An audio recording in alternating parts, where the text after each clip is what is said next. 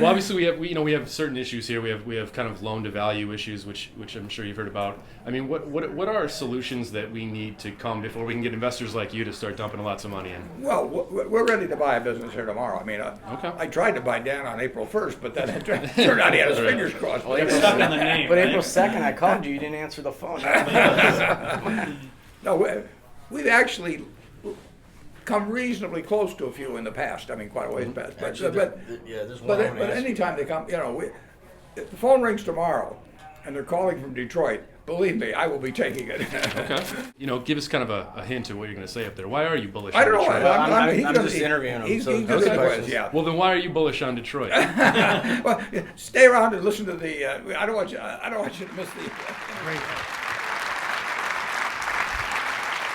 Let's talk a little bit here about Detroit. What is your view? What happened here from the outside looking in? Well, the biggest thing, the finances got out of hand. And, that's happened to plenty of cities before. 40 years ago in New York, it was on its back. And the President of the United States actually said that New York dropped dead. There was a famous He didn't headline. mean it though, right? No, but they felt he meant it in New York. It was a headline in the New York Daily News. President of New York dropped dead. But the city they lost their credit, and everybody was fighting with everybody else. The unions, the politicians, the bankers, the business people. They were all mad at each other. But they sat down and they actually worked out a solution that was like a bankruptcy, but it wasn't an official one. They set up something called Big Mac, and Felix Roden was involved, but Victor Gottbahn from the unions was involved, and they worked out something that made sense. Now it didn't transform things in a day or a week or a month, but just look what's happened. I mean, cities, they have an inherent strength and vibrancy. I mean, you've got great headquarters. Companies in Detroit, and that's enormously important. It's been important in Omaha, but Speaking of headquarters, if I had done my research correctly, your funds or one of your funds under Berkshire owns 2%-ish or something of General Motors, and you guys just added to the position? yeah, we've got two fellows that one of whom we hired maybe 3 to 4 years ago, and the other one 2 to 3 years ago.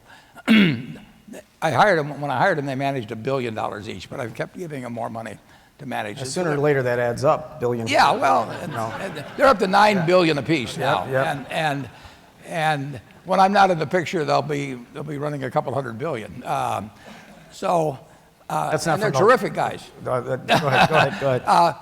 But one of them has about close to 15% of his fund in General Motors stock. And actually, when Mary Barra came out 3 or 4 months ago, this fellow's name is Ted Weschler, and the three of us went out to lunch. And How'd that go? well, I was enormously impressed with her, and as I drove her down in my 2000, probably a little Freudian slip there, my 2006 Cadillac, I said, Mary, is the new one any better than this? Well, I got a rather fulsome answer to that, and so the next day I told my daughter, I said, go out and buy me one of these new Cadillacs, and I wrote Mary about it later. But Mary is, she is a real car guy. I will tell you that. You can just tell. She has a. It looks like a car guy, yeah. She has a passion for it. Yep. I love it when CEOs have a passion for their business. It's enormously important. If I had a one-line employment form, I'd almost say, "Are you passionate about what you do?" Because it works, and she really is, and she knows cars forwards and backwards. She's really good. So, what is your view overall of the Detroit automobile makers, and now post-bankruptcy?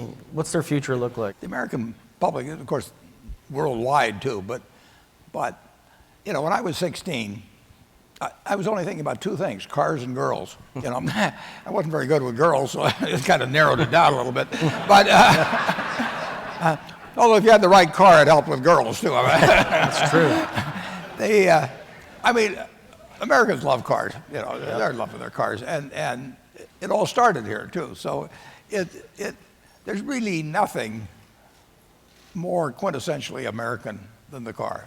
And I think people feel that the world over. They're driving American cars. But you probably wouldn't have bought 2% of General Motors 7, 8 years ago, right? What from an investor standpoint changed that at least you allowed your guy, or he decided to? Well, it's his decision. His I should decision, say okay. that. But the car business, it got rationalized to some degree by what it went through a few years ago. But they'll always sell a lot of cars. Predicting who's going to sell them and how much money they're going to make per car is another question. Yep. But we're going to sell, it's going to be almost 17 million cars this year, and that was down around 9 and a fraction, not that long ago. The American public will always love cars. You can always get people's eyes to light up if you show them a new car. Do you think the U.S. federal government should have bailed out General Motors? Yeah, I publicly, on March 6th, 2009, I was asked that question on CNBC, and you can look up the answer. I wouldn't have guessed I would have given that answer maybe 30 or 40 years ago. Yeah. But it was so clear to me in 2009 that, A, it would work, because you want to do something that's going to work. But the idea that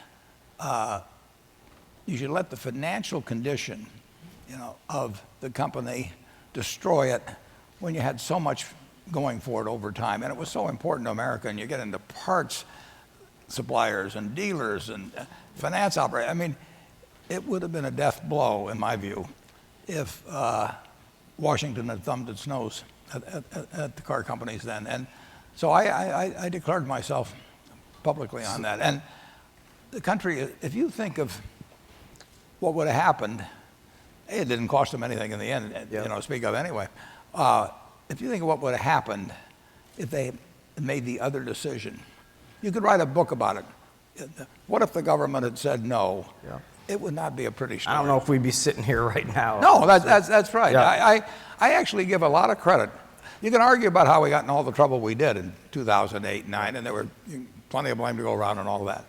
But once September 2008 hit, I was not a Bush supporter, but Bush did the right thing. And you had Bernanke, and you had Paulson, and you later had Geithner, and you had Obama. Those people did what was in the interest of the country. Now I said it was a lot like Pearl Harbor. Maybe those ships shouldn't have all been in the harbor. Right. But once the attack came, there was no sense the Army blaming the Navy for having too great a concentration and the Navy getting defensive. I mean, we had a war on it, and we had a survival war for the economy going on. How does this work for so all of us? So it's 2008. The world is melting down. Does President Bush or Obama, or I guess at that time Bush or Geithner, you getting calls in Omaha? Is it ringing off the hook? What's going on in your office in Omaha? Well, people are looking for money call. Okay. Just like, hey, Warren, country's going down. I was my favorite guy in Omaha. And your assistant. I started looking like George Clooney. Debbie, who I've met several times, and she's, I got a flavor of who works for who backstage there. Does she screen? Will she screen the price? Say, no, I'll get back to you, Mr. President. I mean, how does it work? If she does that, I haven't heard about it. Okay. No, but it was interesting because George Bush, and I give him enormous credit for this. I didn't vote for him, but he came out and he issued the 10 most important words in the history of economics. I mean, Adam Smith back in 1776 talked about the specialization of labor, the invisible hand, and you had Keynes talk about animal spirits and all these things. George Bush came out on the White House lawn and he said, if money doesn't loosen up, this sucker could go down. Now, that is a great academic statement. That was. I'd sort of be interested to see the first version of that before they. Yeah, well, because they agreed on that one. They said, but he, in effect, he let both the Treasury, and of course he doesn't have control over the Fed, but nevertheless, the Fed has to be in sync. But Bernanke and Paulson could then say, we'll do whatever it takes. If you remember, when the American public really got scared was when money market funds broke the buck. Yep. 35 million Americans at the start of September, thought $3.5 trillion of their money was safe in money market funds. And then in 1 week, they got worried about it.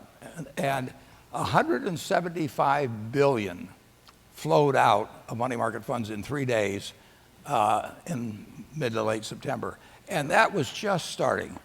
It's an interesting thing. The Treasury, Hank Paulson, in effect guaranteed money market funds at that time. He did it with something called, I forget the currency or the economic stabilization fund. That was a fund that was set up in 1934 when we changed the price of gold. And we had a profit because we changed the price of gold. So we just stuck it in this fund at that time. Nobody ever dreamt it would be used for guaranteeing money market funds. I'm not sure that the authority existed to do it. But the right thing to do was to do it. Did somebody back there, some lawyer, say, hey, there's this 1934 thing we can do, or did they just do something and then rely back? I think they just decided they had to do it. Yeah.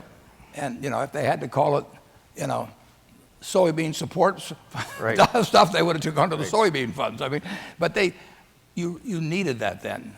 There was nobody but the whole American public and American business needed to deleverage. And there was only one party that could leverage up, and that was the U.S. government, and they did it right, and I tipped my hat to them. So speaking of guaranteeing big entities and big potential calamities, and we saw that in essence, the federal government did that with New York City in the 70s. Do you think Detroit should have been, in essence, bailed out of the bankruptcy? Would that have been better for the country and for the city? Well, I think as long as the bankruptcy is handled fairly quickly, bankruptcy is fine. I mean, that is how you clean the slate. General Motors went bankrupt. They did it in a hurry. It was prepackaged in effect, but they got rid of some things that shouldn't have been done in the past, and they made themselves competitive for the future. And now they're employing I don't know how many thousands of people. So one way or another, if you make terrible mistakes in the past, you can do it as an individual. I mean, millions of people do it, and they make a mistake, and the world allows you to clear the slate, and you don't do it without cost. But it was important that Detroit clear the slate, and it looks to me like they're doing it promptly, and I salute you for it. So you told me something interesting a few months ago. Warren was in Detroit in November of just last year for the launch of the Goldman Sachs 10,000 business thing, and we were driving you back to the airport, and you said something to me about, you see that bridge over there? And I said, yeah. He said, I almost bought that bridge one day. And he was talking about the Ambassador Bridge. Yeah. I was pretty shocked about that. Can you tell, I think everybody would be interested in hearing how that, because you might have been a pretty good owner for that bridge, come to think of it. But, so tell us. Maddie's made me look good. So what exactly, I was shocked to hear that. I did not know that. Well, what happened, when I got out of school in 1951, I took all the Moody's manuals, and there were 4 or 5 of them, the industrials, the banks, and finance, about 10,000 pages. And I was 20 years old then, and I just turned the page, and I went through and looked at every company for 10,000 pages. And it was in the transportation manual, interestingly enough. They had both the Detroit International Bridge, and they had the Detroit and Canada Tunnel. Yeah. And those were both quite interesting. So I started following them. And then in the 1970s, we bought a fair amount of stock in the bridge. There was a fellow named Phil Correa at Pioneer Fund owned a fair amount. They actually put my partner Charlie Munger on the board, and I think we got up to 20-odd%. And the Canadians were kind of holding us up on that at that point. There was, I think there was something called FIR, the Foreign Investment Review Act, and they just held it up long enough so that Matty got interested, and he came in and started bidding against us, and he ended up owning the bridge. Oh, yeah, that's too bad. As I understand it, the tolls went up just a little bit after that. Yeah. Oh, there hasn't been any issues in the last 4 or 5 years. I remember at the time when we looked at it, the tunnel was terribly crowded, so it didn't really look like you could handle much more capacity with the tunnel, whereas the bridge is one hell of a bridge. Right. In reading your books over the years, that's always sort of been a thing with yours, almost metaphorically and actually literally. bridges, toll booths, things like that. Where did that thinking actually come Yeah, from? well, it was in a, there were not a lot of other ways to cross. You had this unusual situation where half of it was in Canada and half of it was in the United States, which complicated things. As I remember, this goes back 40 or 50 years, but as I remember, there was a liquor store there, that was just tiny, that was making a fortune. I don't know which side of the bridge it was on, but that's the closest I've ever come. I own about a quarter of a bridge, but owning a quarter of a bridge really doesn't quite do the job. I mean, No, it doesn't. What is your view of what Detroit has to do to get the confidence or keep building the confidence of people outside Detroit, or even, we have a bunch of what we're terming as expats here. I don't know if I totally like that word, because I think most people are tied to Detroit in some way, shape, or form, and you don't want to make people feel otherwise. But how do you continue to gain the momentum for particularly people who have nothing to do with Detroit? Yeah, well, headquarters companies are terribly important. I mean, the cities get, in the business world, somewhat identified by headquarters cities. I think athletic teams are very important in terms of just the spirit of a town. And there's one in Cleveland, that they got a pretty good player. So that's, is that right? Yeah. But what was his name?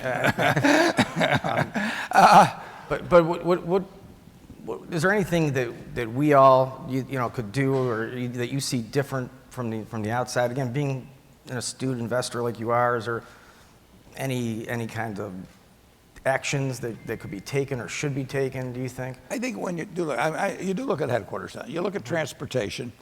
You look at philanthropy within a town to see just how much the citizens of the town care about their own town. There are a number of variables like that. We've looked at, in fact, we've had a contract virtually to buy one business up here, and as you mentioned, we almost bought the bridge. We've looked at others. I mean, we would buy a company in Detroit today, and we'd be happy to have the headquarters here. Would you have said that 5 years ago, 3 years ago, 10 years ago? Well, it's much better after the bankruptcy than before. I mean, if you see a bankruptcy coming, that is not encouraging. Yep. If you were a parts supplier to an auto company, you'd have worried plenty. Yep. In early 2009. I mean, your destiny would depend on what happened with somebody. So, but that's past. And so you've got prosperous home office companies here. I mean, a company like your own, you're going to be employing a lot more people 5 years from now or 10 years from now. I'll put it this way: you bought a lot of real estate around here. Yeah, a little bit. If you want to sell me half of it at your cost, I'll take it. You got witnesses out there. Well, maybe, it depends what we throw in with it. That might be, casinos and stuff like that. Yeah. Okay, so I kind of like those safe deposit boxes in the basement of the Bank of the Commonwealth building. That's true. Actually, that's a true story. We took Warren for a tour, and down at the Chrysler House, which was the Dime building, they preserved these old safety boxes, and so you only open up a few at a time, because it's not like the Geraldo Rivero thing where there's nothing in it. So he opens it up. There's the only guy. There's $1 in there. No one else. It's a true story. Yeah. The only guy that found $1. Dan wanted to sell me the whole group of unopened boxes, and of course he had this one fake box that he'd already opened. They put a whole bunch of money in that. They call that salting the mind. So, oh man. Okay, so let's talk about this concept of coming home. There's this concept of coming home. All these people, in essence, here, these very successful people in the room, a lot of them, come home. You stayed in Omaha. You never moved to New York permanently as your primary home. And there's another guy I mentioned him earlier. Went from that glitz all down in South Beach and decided to come home.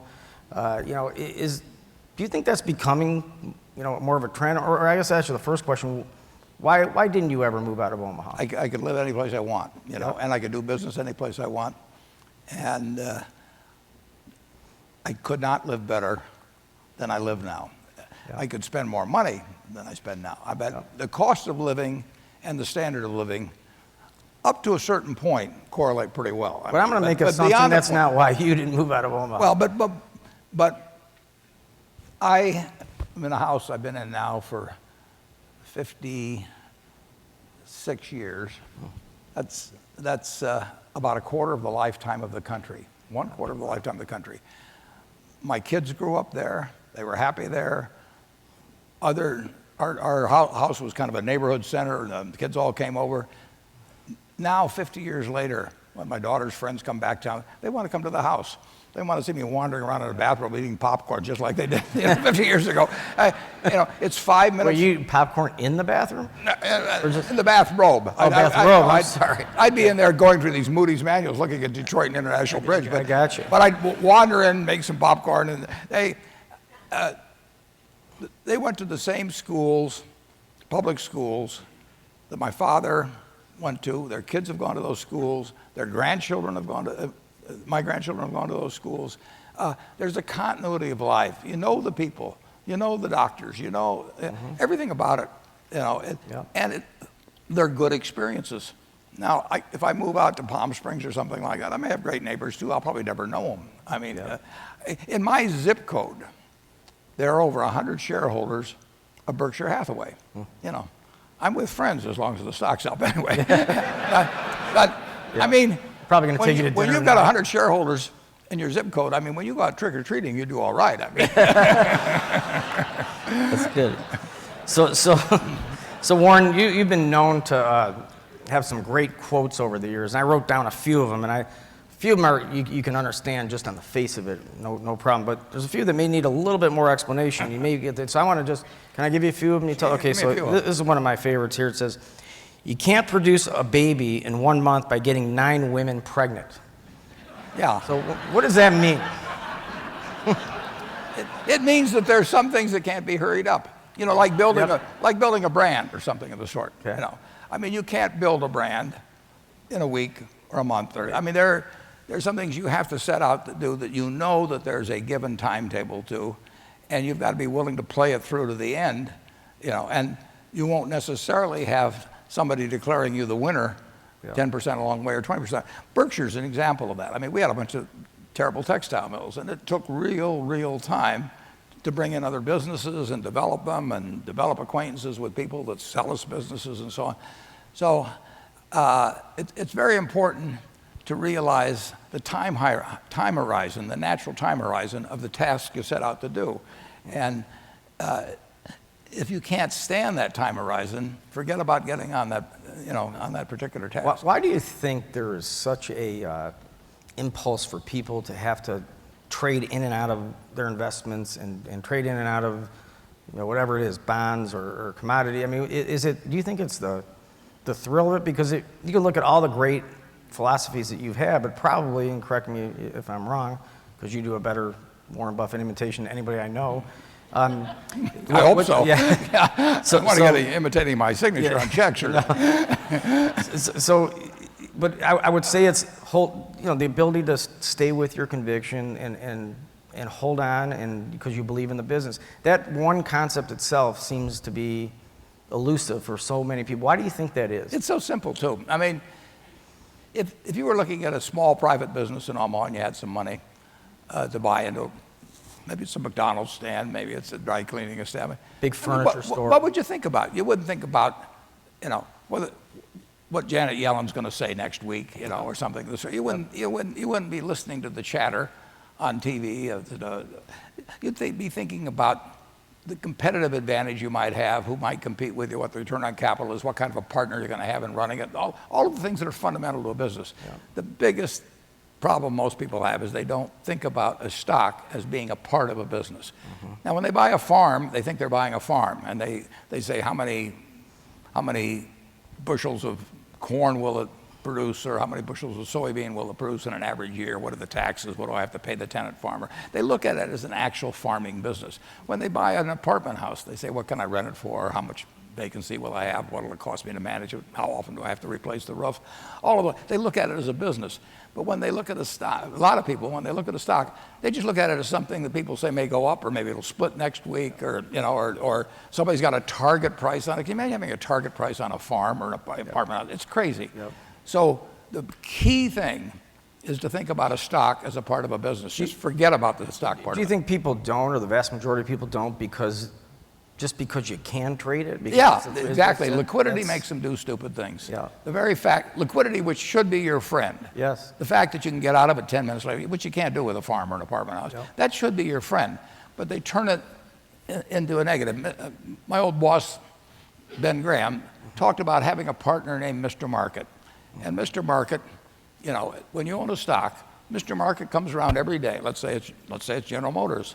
And he names you a price at which you can either buy more from him or you can sell to him.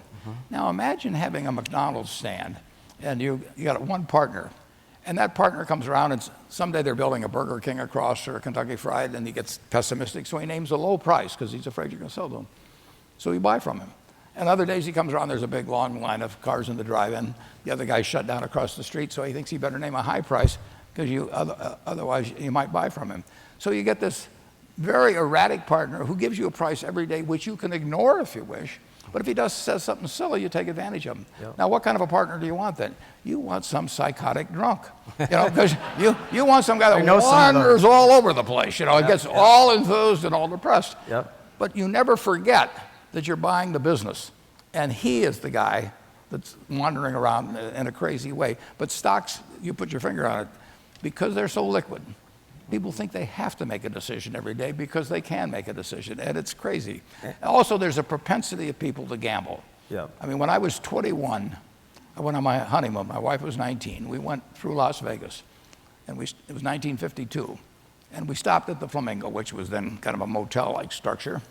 And I went in, and I saw all these well-dressed people most of whom had come 1,000 miles or so, and they've come to do stupid things.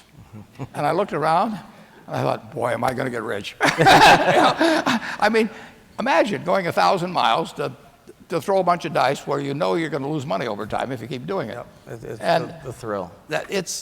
And those people are making decisions in the stock market, and they set prices, and all you have to do is every now and then look at one and say, wait, that doesn't make any sense in terms of where it's selling. I mean, people were paralyzed at the end of 2008. I mean, they were just plain scared. Treasury bills went to a negative yield. Imagine that. I mean, you could put the money under the mattress and get a higher yield than you got on a Treasury bill.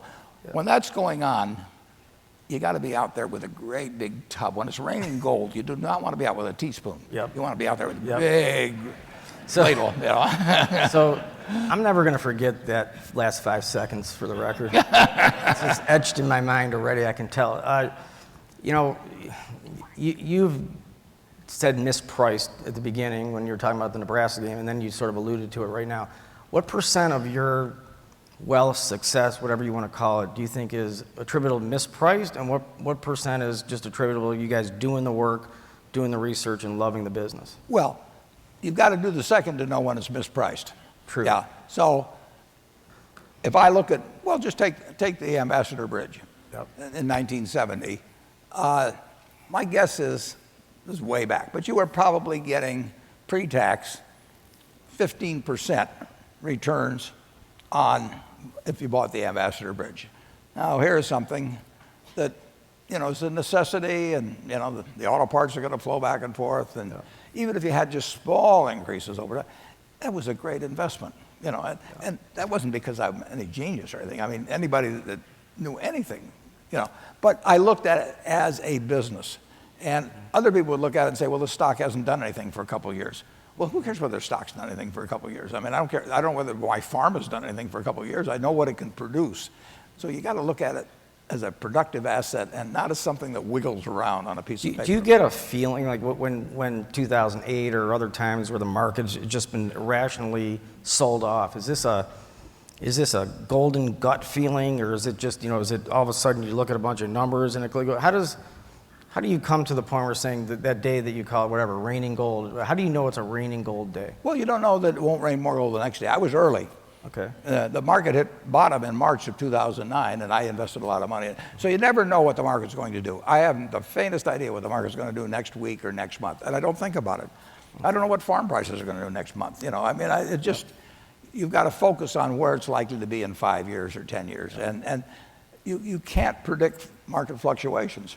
And if you think you can, you know, you get in trouble. So that day, in September, when Goldman Sachs called me and they said, we need $5 billion, I might have been able to drive a much better deal the next day or the next week or next month. I just looked at the deal that was being offered to me, and I said, this makes sense. And I don't worry about the fact I could have made a better deal a week later. How many stocks do you, well, I don't want to say stocks, companies. You have this other quote that you use, I don't want to get the words exactly, right, I won't get them right on. But you said something like diversification is for people who don't do their homework or something like that. I may have it a little bit wrong, but your point was... Diversification is a protection against ignorance. That's even and which better. is not, and there's nothing Much wrong with better. that. I mean, at all. I mean, Yep. if you don't follow companies and businesses and you want to invest in the American economy, it makes a lot of sense Yep. to buy an index fund. I mean, it makes the most sense because you don't know that much about specific companies, but you do know that America is going to be way ahead economically 10 and 20 and 30 years from now, and that's a way to own a slice of it. And how do you feel about America, 5 years, 10 years? I mean, I know there's sort of these unprecedented challenges. I guess maybe every generation in some way, shape, or form feels like they're having unprecedented challenges. But no, this is nothing. We had a civil war. Yep. Just imagine that. I mean, if you go back to 1776, just imagine, just drive from here to Cleveland or drive anywhere you want to, and think of what it looked like. It was nothing. Nothing. Now, there were 4 million people around then. We're not smarter than they were. We don't work as hard as they do. But something has changed. Everything that's up here is profit, basically. I mean, a given person may own a house where they owe the money to the bank, but somebody's got the money in the bank that lent it to them. As long as it's not owned internationally, this whole country, is what's been created in a very short period of time, less than 240 years. And it's an amazing. During my lifetime, I was born in 1930. Since I was born, the real GDP per capita in inflation-adjusted can we just terms. clarify one thing in that? I really, something I've always, what is a capita? And People say per capita, is that per household, per person? No, it's What per is- person, per person. How come they don't say per person? They just say capita. Is that a business school? Where I've always, no, I'm serious. It's one of these things I've always wanted to know. I probably won't go to sleep tonight worrying about that, actually. I mean, like Warren Buffett's I'll here. tell I you. figured I'd ask you that question. Per capita. No, you stay up tonight worrying about it. I'll think about other things. Okay. But per capita, Per capita. there's 50,000 of GDP per capita. Okay. That is 6 times, in real terms, what it was when I was born. One person's lifetime, 6 for 1. And that's inflation adjusted. That's inflation adjusted. That is what this system produces. Our system unleashes human potential like nothing ever has. I met 64 people over there that have taken the course for the 10,000 small business. Those people have just started to use their potential, and it's going to blossom into things.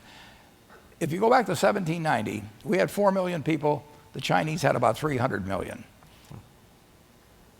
They were just as smart as we were. They worked just as hard. Their soil was more or less the same and everything. And yet, a couple hundred years later, we had 25% almost of the world's output, and they had far, far less, even though they had far more people. It wasn't because we were smarter. It's because we had a system that unleashed human potential. And that game has just begun. I mean, we've got there's no surer bet than that America's economic progress will continue at a good clip. It may not include everybody. That's a different question. Now, how it gets distributed is another question. But the overall pie is going to grow. Speaking of wealth being created, one of the things that I've come across anyway, especially over the last 5 to 10 years, talking to young people, colleges, even small business people, even people work at big companies, the concept of wealth being created. Do you think we cover that enough in the education and school systems? Because I'm not sure that everybody totally understands. I'm not sure I even totally understood it maybe until 10 years ago, that literally it gets created. There's sort of this view maybe that there's a limited pie and maybe the government creates it or something that gets split up every year. It's not a limited pie. No, how do we though as a country or city or state, how do we get that message across? Because once it's across, then everybody says, well, if it gets created, then I can create it. Yeah, I don't worry too much about it when I see those 64 people I saw this morning. Was incredible. They are all out trying to improve the lot of themselves and their families. And they will be thinking, when I was at McClure's Pickles, last night, those guys are thinking about how they can have new customers, new products, how they can turn it out, how they can have fill those jars faster, how they can have a better product, all the time. Just like Henry Ford was thinking, 100 plus years ago about how that car could come down the assembly line faster. The incentives in a market system really drive more and more output. They don't do it with every single person, but they do it with enough people that the pie will continue to increase. So let's talk about that issue you just raised about the wealth, and sometimes people use the word distributed. I'm not so sure, it's, or gets created in different places. Whatever word you use, how do we get more people maybe that have been minorities or are minorities, and people who've been economically depressed or whatever for maybe even generations, or people aren't as educated as other people? How do we break that? How do more and more people become participants in this great system? Well, you certainly want to have equality of opportunity. You want everybody to have a shot. We wrote the Declaration of Independence in 1776, and we said all men are created equal. Then in 1789, we wrote a constitution which said blacks were 3/5 of a person, and which treated women in many cases. If you read Article 2 of the Constitution about the presidency, the male pronoun is used throughout it. I mean, they sort of gave themselves away there, and it took until 1920. The male pronoun? Is that What's that? Yeah, well, they didn't do it with the House of Representatives. They didn't do it with judges. Okay. But with the presidents, they kind of slipped in, and they referred to him and he and a few times. This was only 13 years after Jefferson said we're all created equal. But and so far they've been right. Probably unfortunately. Well, until the 19th Amendment, 1920. I mean, women were officially second-class citizens, and even then, it's taken a long time. So that makes me enormously bullish on America, because I think we are going always in the right direction. And I think if you look at what we accomplished using half our talent, up till 1920, just think what we can do with all of our talent. Yeah. So this country's got a long, long way to go. Is there anything, policies? Is there anything, even businesses who have a lot of businesses have a lot of power. They have a lot of influence, a lot of leverage. Is there, whether it's compulsory or not compulsory, is there anything that you think should be done or could be done, or that to speed that process up?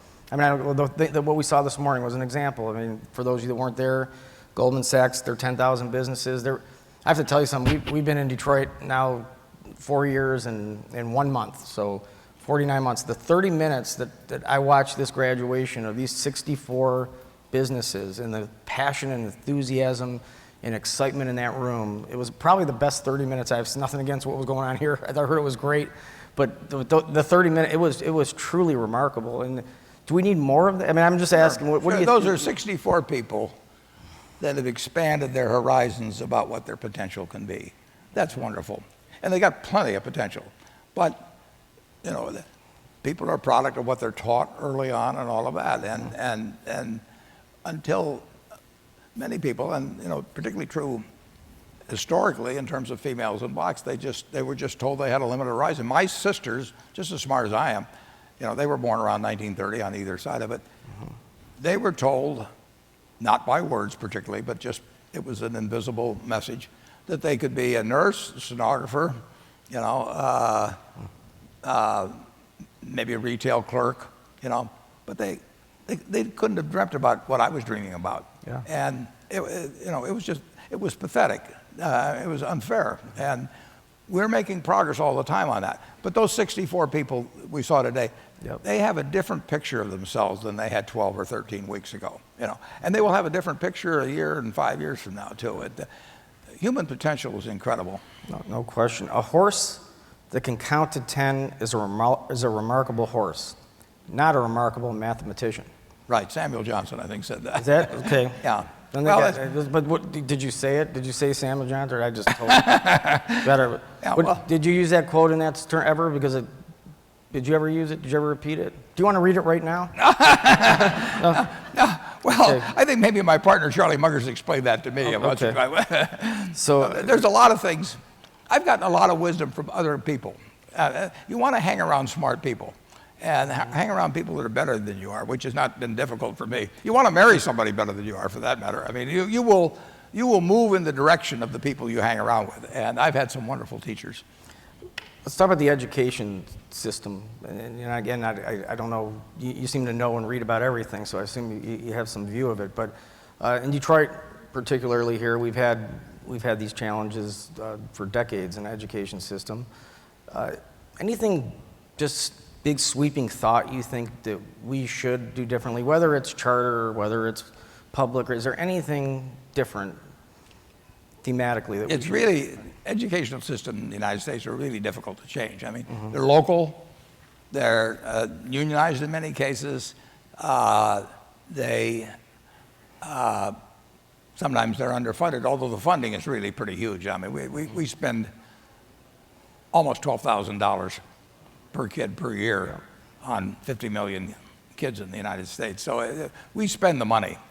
But I'm almost a fanatic on having a good public school system. And Was there anything that, I'm sure you've seen, there's a lot of ideas and a lot of good groups all around. Yeah. Is there anything that, maybe there is, usually it's not just one thing. Well, no, and I think actually, my daughter's very involved in this. As she runs a foundation which I help fund. Is getting started very early. I mean, the kid that has been parked in front of a TV set for 5 years before they get to kindergarten, while nobody's there really, basically, and does not have the same shot as my kid's going to have. I mean, the vocabulary you pick up, everything contributes so much to your learning over life.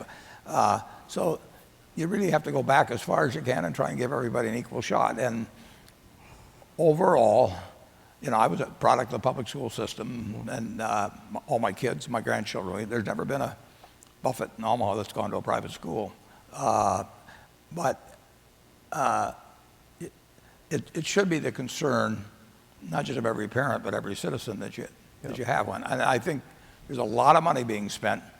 Eli Broad was here. He's done a lot working in that area. The Gates Foundation, which I support, has done a lot. I mean, we've got to figure out what works best, and then the hard part will be implementing it, perhaps. Yeah. There's great resistance to change. Yeah. Let's shift over to the Giving Pledge. So, Giving Pledge is something I believe you and Bill Gates decided. How did that happen first? How did it start? It's about 5 years ago. We were talking, Bill and Melinda and I, and we got the idea first of calling David Rockefeller and seeing if he'd get together a little dinner in New York for some people. And Mayor Bloomberg was there, and David hosted it, and Eli Broad was there with Edie, and Julian Robertson, Oprah Winfrey. We had about 15 of us, and I asked people, I started at one part of the table, and I asked people just to talk about their philosophy of giving, not necessarily what they particularly did, but why do it, and how do they think about it. It took 2.5 hours to get around the table, and I knew we had something then that it was something that a lot of wealthy people, some people they become wealthy sort of, and all of a sudden they discover they're wealthy and they really haven't thought about what they do with their money. Warren, tell everybody just what it is in general. I'm not sure everybody totally. Oh, yeah, well, the pledge, then what the pledge came out of this was we organized this group, which now has 127 members, and these are people, and we worked on billionaires, and we asked them to morally pledge, not legally pledge, but morally pledge they will give away at least half of their net worth during their life or at death.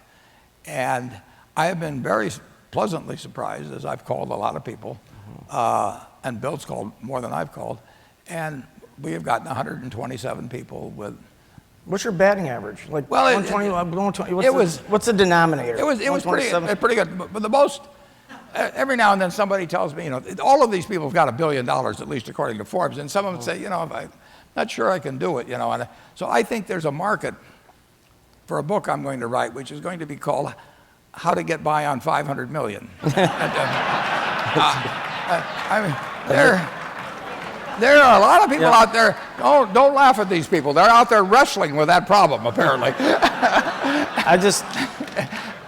That's why I asked. But the batting average. Yeah, what's the batting average? The batting average was pretty high initially. It's less high as we go along because we've had most of the people that either agreed with us initially or quickly came around to it. But some people they've changed their minds on it and Change your mind positive. in a positive direction, yeah. And You didn't have anybody ever say okay, and then nah. But by the way, I'm only going to go with 40%. no, but I've got plenty of people that just don't want to do it. Yeah. But we've turned it. I mean, it's more than what I've just described because we have a meeting every year. We have learning sessions on different subjects like education. The idea is that we can learn from each other. People are often very interested in how different families handle it. They wonder, should I bring my kids into this? How will they feel about it?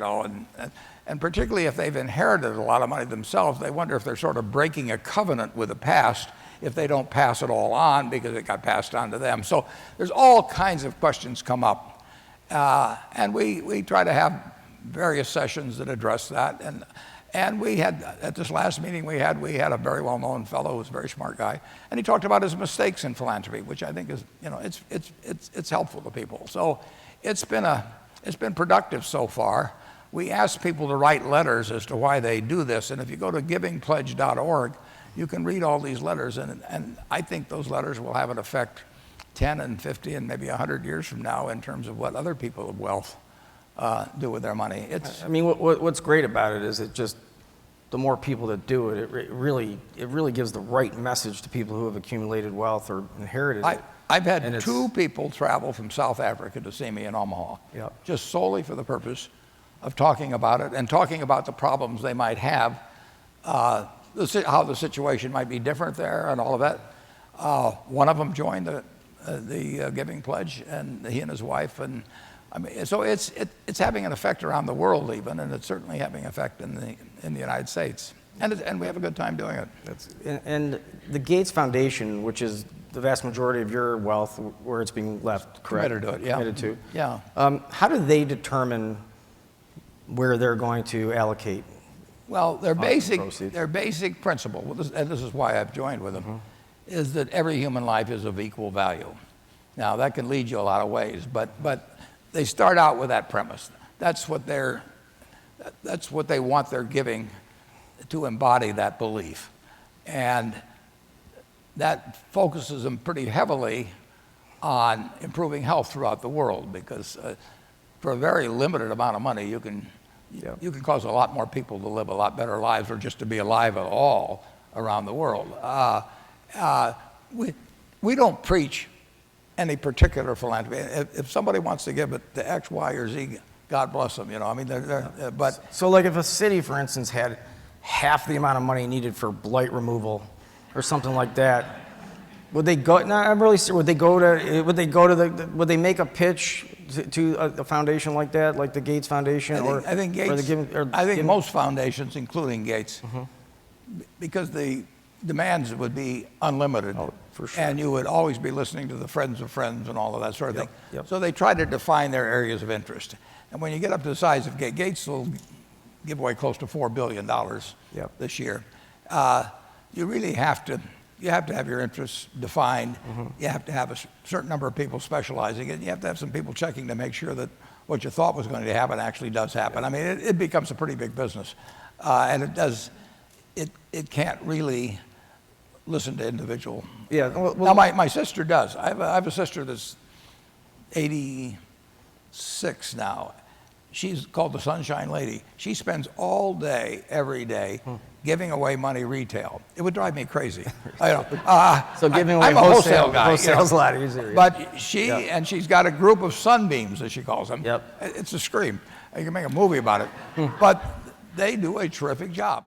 Let's just say, so the way some of us are characterized in Detroit, we have blight, crime, education, and jobs. I mean, that's pretty much the big four. And jobs are the most important. Correct. And is it unprecedented that a city, well, it's unprecedented a city our size has gone through bankruptcy, but that they would make a case to hit X amount of foundations, not individually, like you're saying, retail, but a whole list, whether it's education, whether it's in the jobs part, whether it's in the blight part. Is that something, do you think, that would have a chance of success? It's usually going to work better with local philanthropists like the Kellogg Foundation or somebody like that. I mean, you'll find Education. most foundations, either they have some very broad topic, Yep. like global health or something of the sort, or they tend to be very localized. And Right. What about in the education? Is education some of the? well, education is something that I would say a very significant percentage of big philanthropists are trying to look at ways to get it done better. So they're willing to do experimental things in this city or that city. They're looking to create an example which then can be extrapolated throughout the society. Yeah. So one of the things we started talking about of the things is because they do an annual meeting, the Giving Pledge, having them come to Detroit and do an annual, because they're doing an annual meeting anyway, and that'd be something that I don't know, that maybe we could talk. What do you think? Just give it a shot or something. I'll make the Yeah, and presentation. when you give something a shot, it usually happens. Yeah, so just give it a shot. So, just to, 'cause to expose people to Detroit, the good and the bad, of course, like people are doing here in this room. I have just a couple last things. We got about 6 minutes here. You said that, unless I got somebody else's quote here, which you never know, okay? The most important thing to do if you find yourself in a hole is to stop digging. That is certainly true. Okay. So is there when you now is that your quote? No. Oh, seriously? I steal them all. Okay. No, I've got a few original. Well, when did you say it? Did you say it under certain circumstances? Did something precipitate that happening? Yeah, I've seen not only in business but in a lot of other areas that people persist in doing something where the evidence really shows it's nuts. It was Santayana that said, fanaticism consists of redoubling your efforts when you've forgotten your aim. And you see a lot of people doing that sort of thing. You should have checkpoints on anything. And it's best if you determine the criteria for those checkpoints well before you reach the checkpoint. Otherwise, you'll just start readjusting. You'll shoot the arrow and then you go out and paint the bullseye around wherever the arrow lands. So how are you doing? You're 80, just turned 84? 84. I mean, that's 84. truly remarkable, and I'm not just saying this because I'm up here with Warren I'd rather be a Buffett. little more remarkable, maybe at 90 or something. But I mean, not a lot of 84-year-olds have everything going like you have it going. I mean, your mind and your hearing and everything. So is there anything you think in your life that you do that keeps you so young for an 84-year-old? Well, I get to do what I love to do every day with people I love. I mean, it couldn't be any better. I mean, imagine if I was retired, and I spent all week planning my haircut. Yeah, that would. I think I pretty fast. No, I think if you can find something, and there could be a lot of other things besides business, but that you can be passionate about, it's going to do wonders for you. I mean, and I do think, I've been so lucky in life that I've got nothing to complain about. But life is a lot of fun, and I've got wonderful friends. Have you always had this much fun? It just seems like maybe you've been having a lot more fun lately, or is it? No, have you always had this much fun? I've always had. Yeah, well, seem to be I a little went bit through a more- period when I went through a period in my early teens when I was totally maladjusted, but I blame that on various other things, of course. but I would say, well, actually, my first wife straightened me out. I mean, she put me together. I was a mess going into that, but she put me together, and I was very, very lucky that way. How have you dealt with everywhere you go, the fame, internationally known face personality? How is that for you? Is that bad, good, both? I mean, how have you handled? Is it? There's not much. There's really no downside. Ran into somebody the other day. The guy said, "You look a lot like Warren Buffett." And I said, "A lot of people tell me that." And he said, "Does it piss you off?" That's good. How did you answer that question? There's not much downside to it. Okay. Well, I'll tell you what, Warren. So there's 3 minutes left. I want to know. I did this. I had our technology guys do this quick little exercise because I know you're getting on a plane. You're going back to Omaha. Yeah. And so I figured that we very, very grateful and thankful that you came here both this morning and today. Really appreciate it. And we know that our governor and our mayor, could use a little bit of the Oracle of Omaha's touch. So I tried this. I don't know if it's going to work. So we took Mike Duggan, the mayor Mike Duggan, and if we took Mike Duggan, the mayor, and we combined him, or do I click this myself, you guys?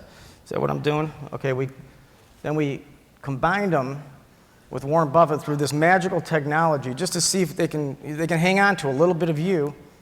We can create actually a mayor here by the name of Warren Duggan.